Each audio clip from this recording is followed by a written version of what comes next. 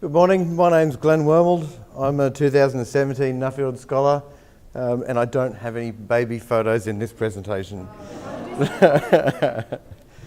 My research topic was on prawn nurseries and their role in improving efficiencies and yields for prawn farms in Australia. To take a focus on quality outcomes for hatchery and pond production of black tiger prawns. I'd like to thank the FRDC for their continued and generous support of their investment in the Nuffield Scholarships for Fisheries and Aquaculture.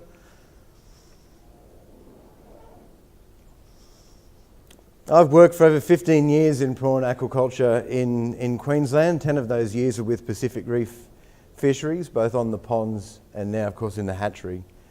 Pacific Reef hatchery at Guthalungra produces 100 million post larvae to stock their 100-hectare farm at Ayr, where they can grow 1,000 tonne of black tiger prawns each year. After turning 40, I swapped the physical challenges of the farm for the mental struggle of larval rearing at the hatchery, rearing millions of microscopic prawn larvae to about the size of about 12 millimetres for stocking into the farm ponds. I must also acknowledge Pacific Reef for supporting my scholarship, and I thank my larval rearing team for meeting production demands and feeding my dogs while I couldn't be there. So the objectives of my reporting is to understand what the benefits of prawn nursery phases are, to understand the form and function of these nursery phases, and to understand what the potential benefits of these nurseries are for Australian prawn farmers now and of course into the future. So why study prawn nurseries? The typical Australian prawn farming method is to spawn broodstock, hatch the eggs and rear the larvae at the hatchery and then stock these post-larval prawns or PLs into 1-hectare farm ponds. This is a really big step for a very little small prawn who's only 12 to 15 mil long. During larval rearing conditions at the hatchery, they're completely controlled and monitored constantly, and the PL are fed and evaluated every 2 hours and are kept very happy in 10,000 litre tanks. When they're needed on the farm, they are taken to the ponds where they're released into 15 million litres of seawater and where the farmer relies on natural productivity in the pond and the weather to look after the PL for the first few weeks. When the PL develop into juvenile prawns, they develop the habits that make it possible to assess survival and then grow these onto a marketable size. Demands on hatchery production and the size of the hatchery tanks are the main factors that determine how long we can keep them safe and warm in the hatchery. So how can we affect the husbandry and well-being of our animals and improve the performance of these little prawns before they get to the pond? We can introduce another production phase or two to improve the size, age and the quality of our PL. Nursery rearing is an established practice in Pacific white shrimp production overseas and is benefiting the farmers in the areas of farm yields, production management in the hatchery and on the farm, production efficiency, prawn health management and biosecurity. So why look abroad? Prawn farmers in Central America and Asia have suffered losses due to prawn disease, which have led them to domesticate and genetically improve their Pacific white shrimp to deal with endemic disease and poor growing environments. While domestication was going on, culture methods were being refined to use less water, reduce the risk of disease from the natural environment, and to improve culture environments to promote biological productivity.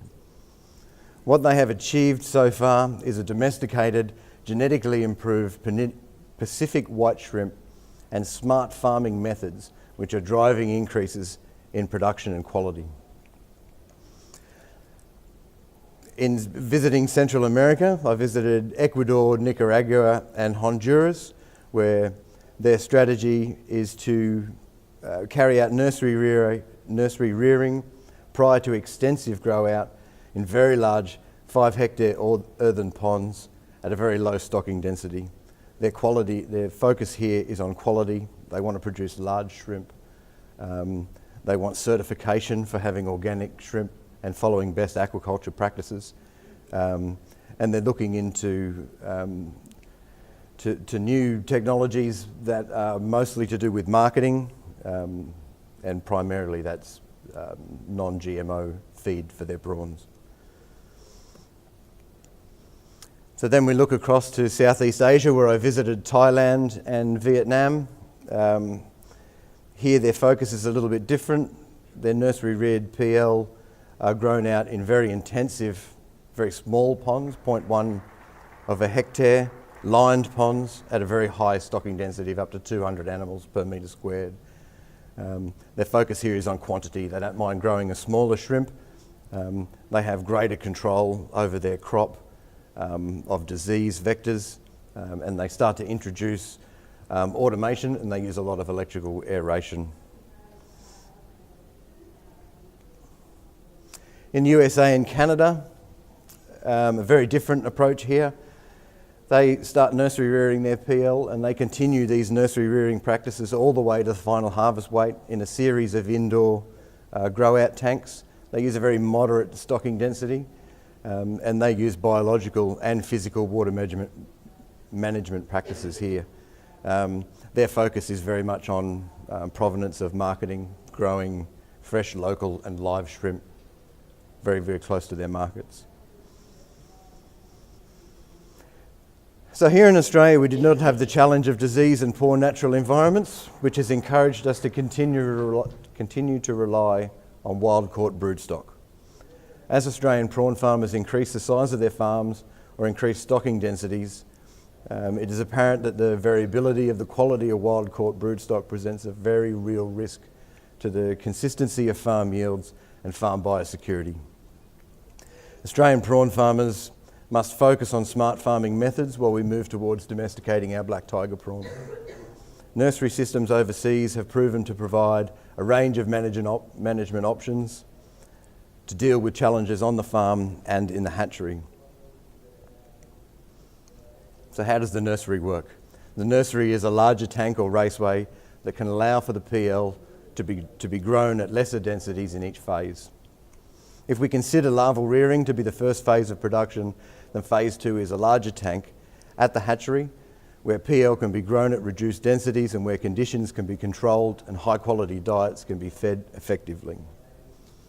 Phase 2 nurseries should be a relatively simple system that rely primarily on the addition of probiotic bacteria to reduce fluctuations in water quality and promote animal well-being. The desired outcome here is a harmonious culture environment that allows for healthy growth and development. From this point, the PL need to be transferred to the farm before they get too big and too difficult to transport. They are ready for the ponds if needed, or the farm can take over nursery rearing with a third nursery phase. The third phase is commonly a raceway and will again be bigger, and the density of the PL will be reduced. The size of the nursery now doesn't quite allow for the same level of control, but culture environments can still benefit from probiotics and high quality diets. Juvenile prawns can be harvested here and stocked into the ponds at an age which is tolerant and quite easily managed in pond grow-out conditions.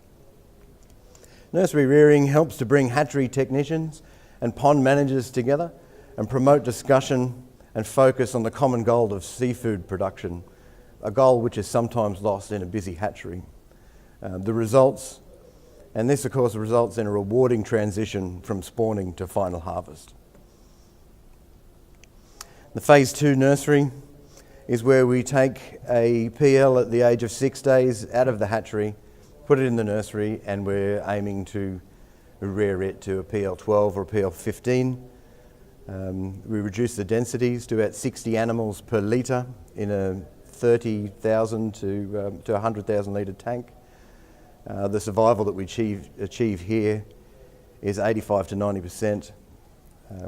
The real key here is the aeration. With the addition of probiotics and diet, the aeration helps keep everything in suspension, so those probiotics can work to our advantage, and it enables us to observe and assess the PLs regularly. A phase 3 nursery on the farm is where we'll take the PL 15 from the phase 2 nursery at the hatchery and continue to grow that animal out to a PL 30 to 35, which is an animal of about half a gram. These are stocked at 12 to 15 per litre in a 200,000 litre raceway. Our survivals here are quite variable. This is where we start to introduce water exchange as a management tool. We continue with probiotics, and we rely very much on circulation and aeration to keep those probiotics working for us in the raceway. I was very fortunate when I was in Vietnam to visit Mr. Vinh. He's nursery rearing his PLs from P8 to P30 in a 0.1 hectare pond. He's stocking them at 400 metres squared, which is incredibly intensive stocking density. He splits those animals down at about 0.6 of a gram to 200 animals per metre square, and really pushes the limits of what nursery technology can do all the way through to final harvest, where he can produce 100 tonne per hectare per year from 3 crops.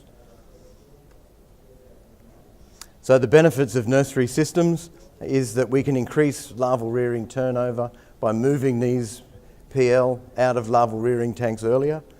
We can produce larvae much earlier in the season. We can reduce our pond grow out times. We can increase feed management, diet and feed conversion ratios. It gives us some management flexibility and provides stable growing conditions.